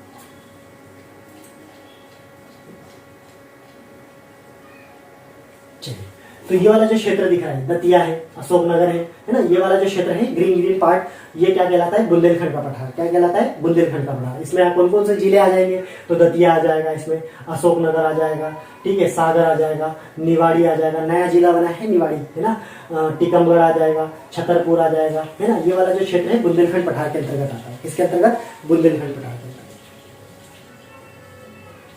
चलो बुंदेलखंड पठार, इसकी location Malwa, east of Malwa, ठीक है, मालवा पठार के पूर्व में देखने को मिल जाएगा, और अरावली पहाड़ियां जो होती है उसके उत्तर पश्चिम में देखने को मिल जाएगा। कितना लैंड इसने कवर करके रखा है मध्य प्रदेश का? तो 7.7% लैंड जो है इसने कवर करके रखा हुआ है। 26,660 स्क्वायर किलोमीटर में फैला हुआ है क्या? बुंदेलखंड का पठार। ठीक है, कहां पर है? नॉर्थन में, नॉर्थ पार्ट है ये, ठीक है। मध्य प्रदेश का कौन सा पार्ट है? नॉर्थ पार्ट है, मध्य भारत के जस्ट पड़ोस में, ठीक है। हाईएस्ट पीक की बात करें तो यहाँ से प्रश्न आएगा कि बुंदेलखंड का सबसे ऊंची चोटी कौन सी है? बुंदेलखंड की सबसे ऊंची चोटी कौन सी है, या हाईएस्ट पीक कौन सी है? तो वो सिद्ध बाबा है। कितना मीटर ऊंची है? तो 1172 मीटर ऊंची है। कितनी है? 1172 मीटर ऊंची है। चोटी का नाम है सिद्ध बाबा, ठीक है। सिद्ध बाबा किसकी ऊंची चोटी है? तो बुंदेलखंड के पठार की ऊंची चोटी। किसकी? बुंदेलखंड के पठार की। सिगार किसकी ऊंची चोटी है? सिगार चोटी, सिगार पीक किसकी हाईएस्ट पीक है? तो वो है मालवा के पठार की। किसकी है? मालवा के पठार की। अगर हम बात करें मध्य प्रदेश की सबसे हाईएस्ट पीक कौन सी है, तो उसका नाम क्या बताया था आपको? धूपगढ़। क्या नाम बताया था? धूपगढ़। कितने मीटर ऊंची है? तो 1350 मीटर ऊंची है। कितनी है? 1350 मीटर। कहां पर है? तो सतपुड़ा पर्वत पे है। किस पे है? सतपुड़ा पर्वत पे। और सतपुड़ा पर्वत पे भी कहां पर? महादेव पर्वत पर, ठीक है। किस पर है? महादेव पर्वत पर, ठीक। आगे बढ़ते हैं। ग्रेनाइट रॉक यहाँ देखने को मिल जाएगी, आर्कियन क्रम की चट्टाना, है ना। तो बुंदेलखंड में ग्रेनाइट जो मिल जाएगा आपको, और ग्रेनाइट भी स्पेशल प्रकार को, कौन से कलर का? गुलाबी रंग का, पिंक कलर का ग्रेनाइट आपको देखने को मिल जाएगा बुंदेलखंड में। कहाँ पे? बुंदेलखंड में, ठीक है। तो पिंक कलर का पत्थर, ग्रेनाइट का पत्थर आपको मिलेगा, ग्रेनाइट रॉक पिंक कलर का मिल जाएगा। कहाँ पर? बुंदेलखंड के पठार में, ठीक है। कितने एरिया में फैला हुआ है? तो 7.7% में ये फैला हुआ है बुंदेलखंड का पठार, ठीक। अगर यहाँ के मानसून की बात करें, यहाँ के जलवायु की बात करें, क्लाइमेट की बात करें, तो प्रायद्वीपीय प्रकार की जलवायु यहाँ पर पाई जाती है। मिट्टी जो होती है यहाँ पर मिश्रित या मिक्स्ड सॉइल यहाँ पर पाई जाती है, ठीक है। क्रॉप यहाँ पर मोटा अनाज होता है, ज्वार है, वीट है, लेंटिल्स है, ये आपको देखने को मिल जाएगा। नदियां कौन कौन सी यहाँ से बहती है? तो सिंध है, बेतवा है, धसान है, केन है ना। सिंध, बेतवा, धसान, केन, ये नदियां इसी पठार से होकर, इसी पठार से निकलती है, ठीक है। कौन सा पठार है ये? बुंदेलखंड का पठार। कौन सा पठार? बुंदेलखंड का पठार। वनस्पति की बात करें, वेजिटेशन की बात करें, तो वेजिटेशन यहाँ पर कौन सा दिखेगा आपको? तो सवाना के ट्री मिल जाएंगे, खेर के, है ना, खेर के पेड़ मिल जाएंगे, नीम के वृक्ष मिल जाएंगे, महुआ के वृक्ष मिल जाएंगे। तो ये सब इंपॉर्टेंट है। सवाना है, खेर है, नीम है, महुआ, ये सब कौन से पठार में मिलेंगे? तो बुंदेलखंड के पठार में मिल जाएंगे। अगर हम मिनरल्स की बात करें, खनिज की बात करें, तो यहाँ पर फॉस्फेट जो है, फॉस्फेट के रॉक्स जो है सबसे ज्यादा है। कितना? फॉस्फेट के, ठीक है। तो फॉस्फेट, रॉक फॉस्फेट जो है सबसे ज्यादा कहाँ मिलेगा? रॉक फॉस्फेट तो आपको बुंदेलखंड के पठार में मिलेगा। कहाँ मिलेगा? बुंदेलखंड के। तो ग्रेनाइट, गुलाबी कलर का ग्रेनाइट भी बुंदेलखंड के पठार में है, और रॉक फॉस्फेट भी आपको कहाँ मिलेगा? बुंदेलखंड के पठार में मिलेगा। कहाँ मिलेगा? बुंदेलखंड के पठार में, ठीक है, एक बार और रिवाइज कर देता हूँ मैप में। तो ये आपने देखा था मध्य भारत का पठार, इसके जस्ट पड़ोस में बुंदेलखंड का पठार। ये है बहुत बड़ा लैंड, जो ज्योग्राफिकल लैंड अगर पूछा जाए कि मध्य प्रदेश का सबसे बड़ा कौन सा है तो मालवा का पठार। देन हमने ये भी पढ़ लिया है नर्मदा सोन घाटी वाला क्षेत्र, ठीक है, ये वाला क्षेत्र क्या कहलाएगा, नर्मदा सोन घाटी वाला क्षेत्र। इसके बाद अब 2 पार्ट और बचे हैं, एक बघेलखंड का पठार बचा हुआ है, ठीक है, बुंदेलखंड हो गया। उसके बाद ये वाला क्षेत्र बचा है जिसको बोलते हैं हम सतपुड़ा मेकल श्रेणी। कौन सा बोलते हैं, सतपुड़ा मेकल श्रेणी। तो सतपुड़ा मेकल श्रेणी में हम देखें तो यहाँ पर कौन सी पहाड़ी दिख रही है आपको, राजपीपला, है ना, पहाड़ी या श्रेणी बोल सकते हो, तो राजपीपला श्रेणी या राजपीपला पहाड़ी, ठीक है। दूसरी है ग्वालीगढ़ की पहाड़ी, तीसरी महादेव की पहाड़ी और इधर मेकल की पहाड़ी। तो आपको यहाँ पर ध्यान से देखिए, सीरीज वाइज जमाने के लिए 2019 में क्वेश्चन आ चुका था कि इसको आप सीरियल वाइज जमाइए, मतलब पश्चिम से पूर्व की ओर जमा कर दिखाइए। तो सबसे पहले कौन सी पहाड़ी आती है, राजपीपला की पहाड़ी आती है, फिर ग्वालीगढ़ की पहाड़ी, फिर महादेव की और फिर आती है मेकल की, ठीक है। अगर उल्टा पूछ ले कि पूर्व से पश्चिम की ओर जमाइए तो पहले नंबर पे कौन आएगी, मेकल श्रेणी आएगी, मेकल पहाड़ी आएगी, उसके बाद महादेव आएगी, फिर ग्वालीगढ़ की आएगी और देन राजपीपला की आएगी, ठीक है। तो सबसे पश्चिमी पहाड़ी कौन सी है, सतपुड़ा मेकल श्रेणी के अंतर्गत सबसे पश्चिमी कौन सी है तो राजपीपला, सबसे पूर्वी कौन सी है तो मेकल श्रेणी। कौन सी है, मेकल श्रेणी। और सबसे पूर्वी पठार कौन सा है, मध्य प्रदेश का सबसे पूर्वी पठार कौन सा है तो बघेलखंड का पठार है। कौन सा है, बघेलखंड का पठार है। और पश्चिमी पठार कौन सा है तो वो मालवा का पठार है। कौन सा है, मालवा का पठार। और इसी के साइड मालवा का पठार किससे टच है तो अरावली पर्वत से टच है। किससे टच है, अरावली पर्वत से टच है, ठीक है। ये वाली जो पर्वत श्रेणी है इसको क्या कहते हैं, विंध्याचल पर्वत श्रेणी। क्या कहते हैं, विंध्याचल पर्वत श्रेणी। आगे चलते हैं, सतपुड़ा मेकल श्रेणी के बारे में बात करते हैं। तो सतपुड़ा मेकल श्रेणी में जो कि गोंडवाना लैंड, यहाँ गोंडवाना क्रम की चट्टानें पाई जाती है। टोटल कितना एरिया मध्य प्रदेश का ये कवर करके रखा हुआ है सतपुड़ा मेकल श्रेणी ने, तो 11% एरिया जो है कवर करके रखा हुआ है। यहाँ पर ही आपने धूपगढ़, जो कि मध्य प्रदेश का सबसे ऊंची चोटी है, मध्य प्रदेश का सबसे हाईएस्ट पीक है, 1350 मीटर ऊंचा है, पाया जाता है। और महादेव पर्वत पे है। कौन से पर्वत पे है, महादेव पहाड़ी पे या महादेव हिल्स पर है और ये हाईएस्ट पीक है। और अगर हम देखें इसके 3 डिवीजन भी है, राजपीपला है, ग्वालियर या महादेव सीरीज और मेकल, ठीक है। अभी अपने मैप में इसको डिस्कस भी कर लिया। कौन कौन सी नदियां यहाँ से निकलती है तो यहाँ से सोन नदी है, नर्मदा नदी है और जोहिला नदी जो है यहाँ से निकलती है। और इसी क्षेत्र को हम क्या कहते हैं, अमरकंटक प्लेटी भी कहा जाता है। तो मेकल रेंज जो है, ये जो मेकल पर्वत था या मेकल रेंज जो है, इसको हम अमरकंटक प्लेटी भी कह सकते हैं। क्या कह सकते हैं, अमरकंटक पठार, ठीक है, अमरकंटक का पठार भी कह सकते हैं। आगे डिस्कस करेंगे इसकी असीरगढ़ की पहाड़ी और नर्मदा, माफ करना, तो ये जो निमाड़ का मैदान है, ठीक है, निमाड़ का मैदान जो है वो कहाँ पर है, प्रश्न आ चुका है कि निमाड़ का मैदान कहाँ है। तो ये असीरगढ़ की पहाड़ी और नर्मदा नदी के बीच में है, ठीक है। असीरगढ़ की पहाड़ी और नर्मदा के बीच में जो क्षेत्र आता है उसी को हम क्या कहते हैं, निमाड़ का मैदान कहते हैं। चलो एक बार मैप में देख लेते हैं, ठीक है। तो ये जैसे कि आप देख रहे हैं निमाड़ का, ये वाला जो क्षेत्र है इसी को हम क्या बोलेंगे, निमाड़ का मैदान बोलेंगे। क्या बोलेंगे, निमाड़ का मैदान बोलेंगे। इसको निमाड़ का मैदान क्यों बोलेंगे, तो यहीं पर असीरगढ़ की पहाड़ियां हैं और यहीं पर क्या है, नर्मदा नदी की क्षेत्र है। तो यहाँ पर एक मैदान बना हुआ है ना, तो एक प्लेन्स है, तो उसको निमाड़ प्लेन्स बोल सकता हूँ या निमाड़ का मैदान बोल सकता हूँ। तो वो नर्मदा और असीरगढ़ की पहाड़ियों के बीच में है।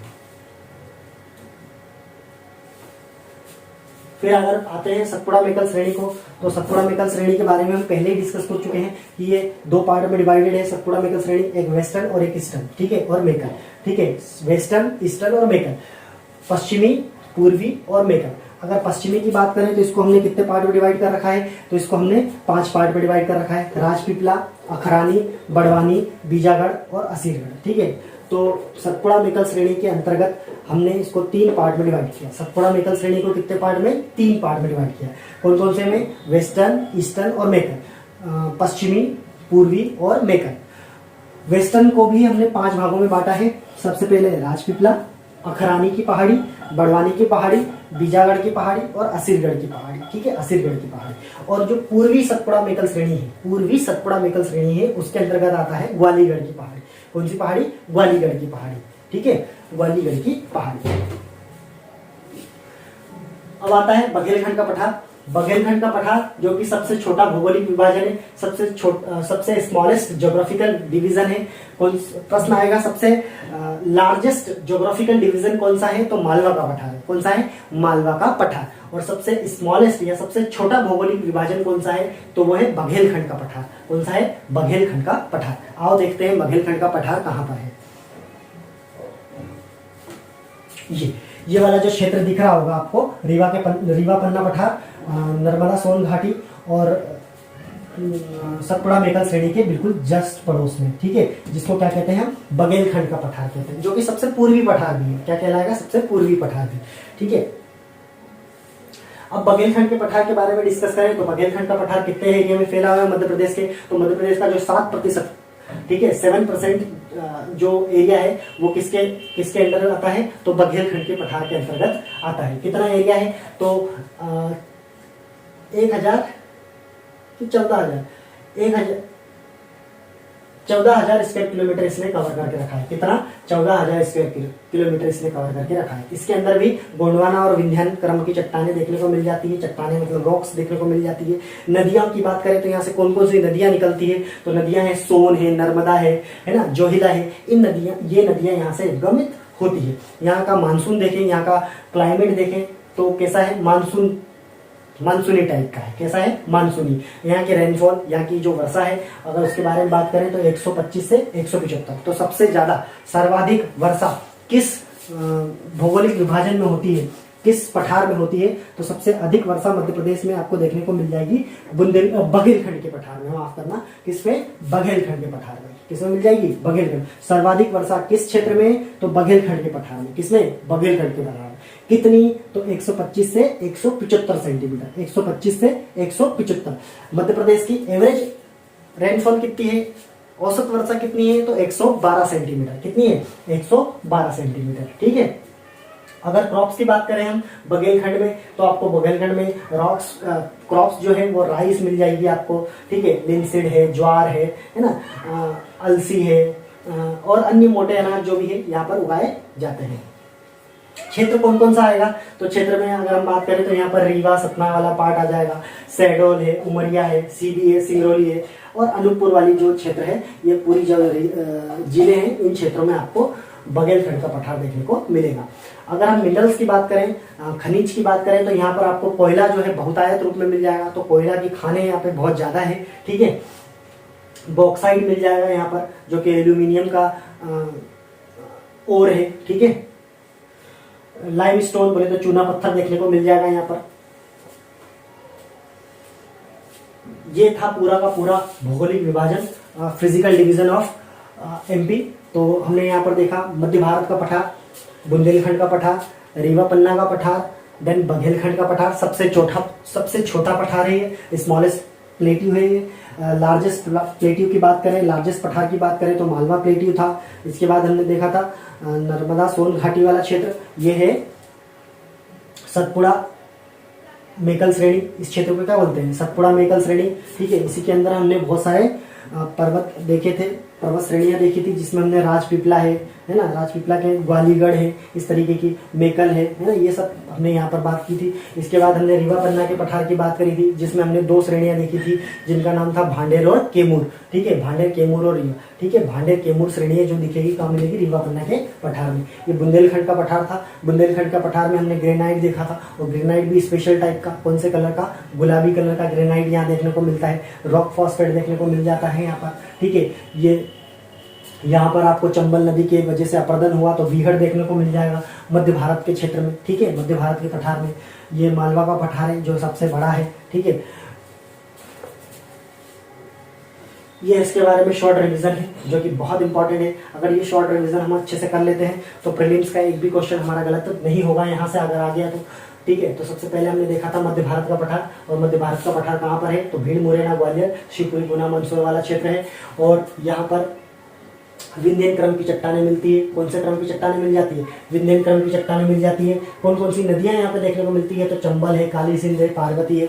ये नदियां मध्य भारत के पठार में देखने को मिल जाती है, ठीक है। फिर हमने देखा था बुंदेलखंड का पठार। बुंदेलखंड का पठार में हमने देखा सबसे छोटा पठार है ये, सॉरी छोटा नहीं, बघेलखंड का है सबसे छोटा तो बुंदेलखंड का पठार, जहाँ पे गुलाबी कलर की ग्रेनाइट, ग्रेनाइट मिला था, पिंक कलर का ग्रेनाइट मिला था, ठीक है। बुंदेलखंड का पठार है जो छतरपुर, पन्ना, टीकमगढ़, दतिया, शिवपुरी, गुना, सागर वाला जो क्षेत्र है उसमें आता है। यहाँ पे ग्रेनाइट मिल जाता है ना, और रॉक फॉस्फेट मिल जाता है। ग्रेनाइट भी कौन से कलर का, गुलाबी कलर का, है ना। बेतवा, केन और धसान और सिंध नदी यहाँ पे देखने को मिल जाती है। रीवा पन्ना का पठार देखा था हमने, जिसमें सतना पन्ना और रीवा दमोह आता है, ठीक है। सतना पन्ना और रीवा सतना और दमोह पन्ना ये वाला क्षेत्र आता है इसमें, रीवा पन्ना वाले पठार में, जिसमें दक्कन ट्रेप की और कुड़प्पा क्रम की चट्टानें मिलती है। कुड़प्पा क्रम की चट्टानों में हमने डायमंड को देखा था कि हीरा जो है हमको कौन से क्रम की चट्टानों में मिलता है, तो कुड़प्पा क्रम की चट्टानों में मिलता है, ठीक है। यहाँ से टोन्स, केन और बीहड़ नदी मिलती है, ठीक है। टोन्स, केन और बीहड़ नदी यहाँ पर देखने को मिल जाती है।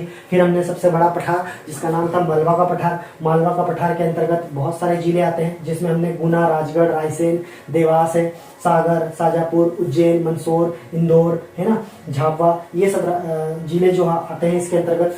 डेक्कन ट्रेप की चट्टानें मिलती है और बेसाल्ट चट्टानें भी यहीं पे देखने को मिल जाती है मालवा के पठार में, ठीक है। शिप्रा, बेतवा, पार्वती, चंबल, काली सिंध नदियां यहाँ देखने को मिलती है। इसके बाद में अगर हम बात करें तो नर्मदा सोन घाटी की, नर्मदा सोन घाटी कहाँ से कहाँ तक है, तो जबलपुर, नरसिंहपुर, मंडला, होशंगाबाद, रायसेन, ये वाले डिस्ट्रिक्ट इसके अंदर आ जाएंगे, ये वाले जिले इसके अंतर्गत आ जाएंगे।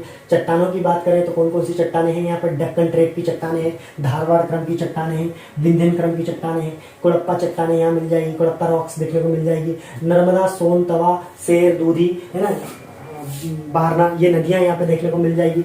सतपुड़ा मेकल श्रेणी की बात करें, सतपुड़ा मेकल रेंज की बात करें तो यहाँ पर बालाघाट, सिवनी, छिंदवाड़ा, बैतूल, खंडवा, खरगोन वाला क्षेत्र है, नर्मदा सोन घाटी वाला क्षेत्र है ना, नर्मदा सोन घाटी के नीचे वाला क्षेत्र, ठीक है। नर्मदा सोन घाटी के नीचे वाला क्षेत्र जिसमें बालाघाट आता है, सिवनी है, छिंदवाड़ा है, बैतूल है, खंडवा, खरगोन, ये वाला क्षेत्र आ जाता है सतपुड़ा मेकल श्रेणी में। और इसमें डेक्कन ट्रेप और धारवाड़ क्रम की चट्टानें यहाँ पर भी देखने को मिलती है। नदियां कौन कौन सी मिलती है यहाँ पर, तो ताप्ती, वेनगंगा और तवा नदी यहाँ पे देखने को मिलेगी। बघेलखंड का पठार जो कि सबसे छोटा पठार है, सबसे छोटा पठार कौन सा है, बघेलखंड का। सबसे बड़ा पठार मालवा का पठार, तो सबसे छोटा पठार बघेलखंड का, जिसके अंतर्गत कौन कौन से जिले आते हैं, शहडोल है, उमरिया है, सिंगरौली है, डिंडोरी है, ये जिले इसके अंतर्गत आते हैं। यहाँ पर गोंडवाना और विंध्यन चट्टानें मिलती है और कोयला सबसे ज्यादा मिलता है यहाँ पर, ठीक है। तो कौन सा कोयला मिलता है सबसे ज्यादा किस पठार में, तो बघेलखंड के पठार में कोयला मिलता है, ठीक है। कोल यहाँ से नदियां कौन सी मिलती है, तो रिहंद है, जोहिला है, ये नदियां यहाँ पे देखने को मिल जाती है। फिर आते हैं माउंटेन रेंजेस के बारे में, ठीक है, पर्वत श्रृंखलाओं के बारे में पढ़ते हैं। तो यहाँ पे कौन कौन मध्य प्रदेश में कौन कौन सी पर्वत श्रृंखला है या पर्वत है, तो मध्य प्रदेश में सबसे बड़ा पर्वत है, सबसे ज्यादा जो नाम चलते हैं पर्वतों के वो दो पर्वत है, सबसे बड़े पर्वत है, जिनका नाम है सतपुड़ा और विंध्याचल, ठीक है। सतपुड़ा और विंध्याचल पर्वत, सतपुड़ा और विंध्याचल। तो विंध्याचल पर्वत हमने देखा था मैप में और सतपुड़ा पर्वत भी हमने देखा है। तो सबसे पहले हम सतपुड़ा के बारे में बात करेंगे।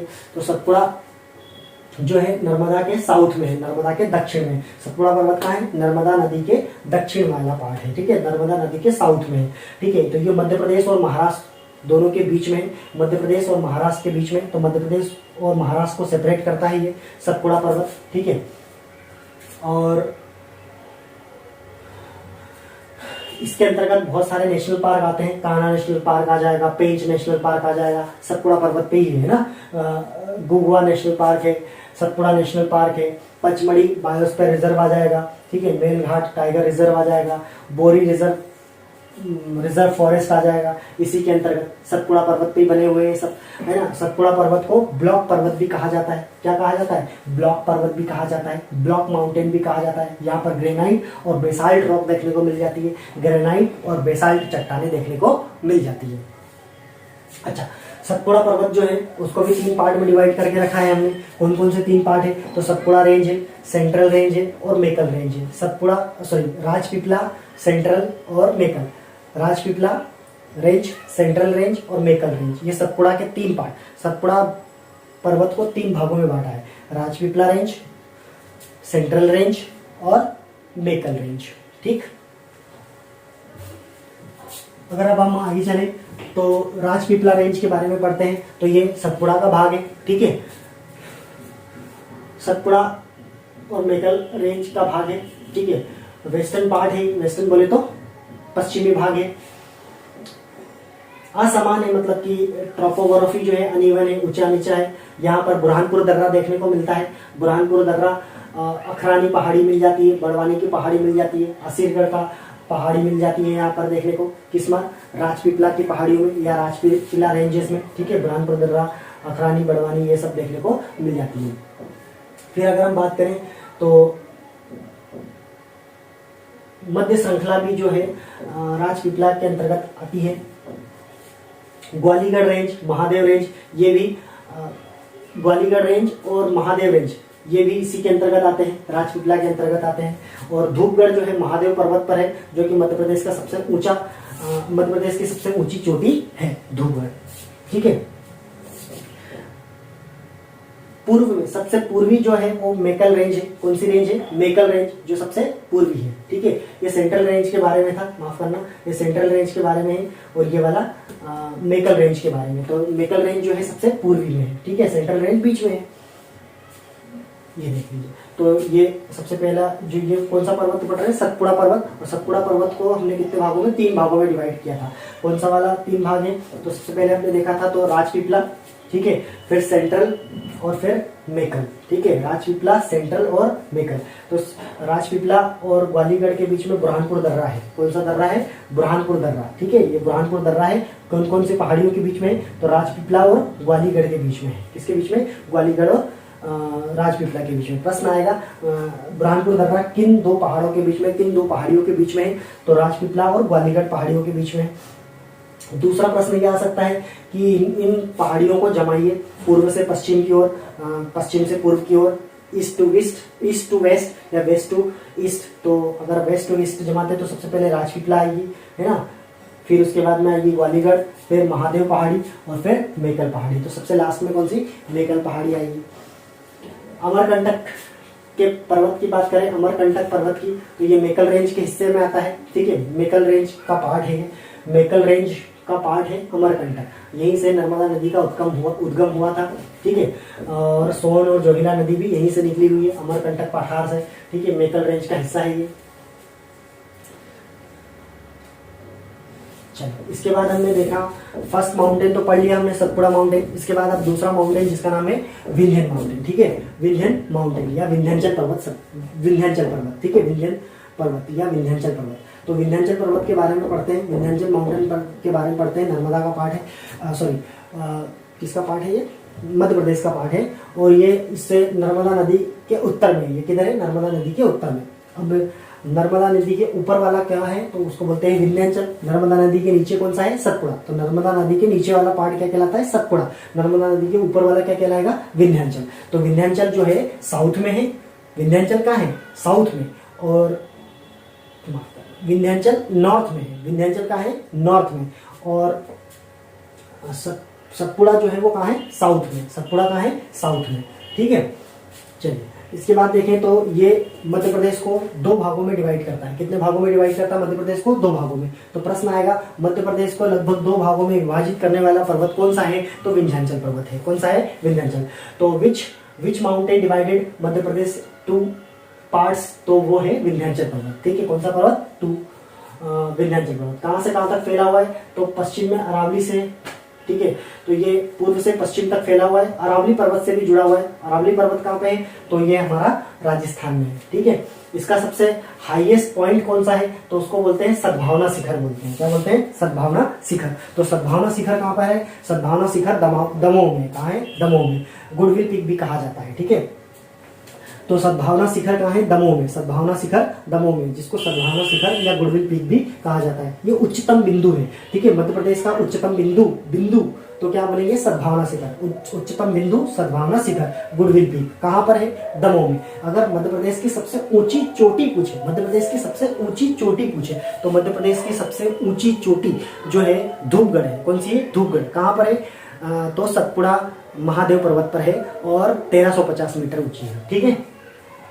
फिर यहाँ पर कुछ श्रेणियां भी है, भांडेर है ना, केमूर है ना, विदिशा और जानापाव। जानापाव के बारे में बता चुका हूँ, चंबल नदी यहीं से निकली हुई है और ये हाईएस्ट पीक है विंध्याचल का, ठीक है। तो विंध्याचल का सबसे ऊंची चोटी, विंध्याचल पर्वत की सबसे ऊंची चोटी कौन सी है? जानापाव। विंध्याचल पर्वत की सबसे ऊंची चोटी जानापाव। और बेतवा नदी का उद्गम कौन से हाईलैंड से हुआ है? कौन से उच्च प्रदेश से हुआ? तो विदिशा के विदिशा से हुआ है, ठीक है।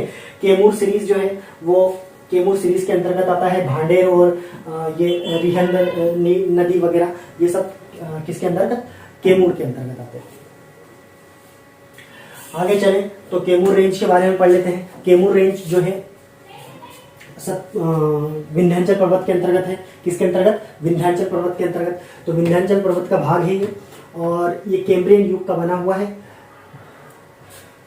विंध्य श्रेणी का पूर्वी भाग है। ये कौन से पार्ट में है, तो पूर्वी भाग है, ये ईस्टर्न पार्ट है, ठीक है। विंध्याचल पर्वत का कौन सा पार्ट है, ये ईस्टर्न पार्ट है। विंध्याचल पर्वत का ईस्टर्न पार्ट है।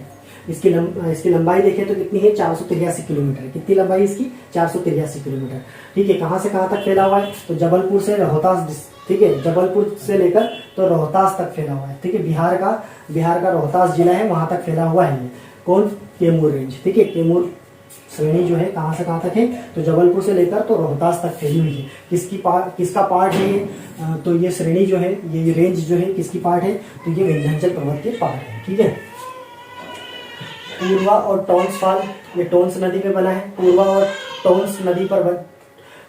टोंस जलप्रपात या फॉल्स जो है वो टोंस नदी पे बने हुए, कौन सी जिले में है, तो रीवा जिले में है।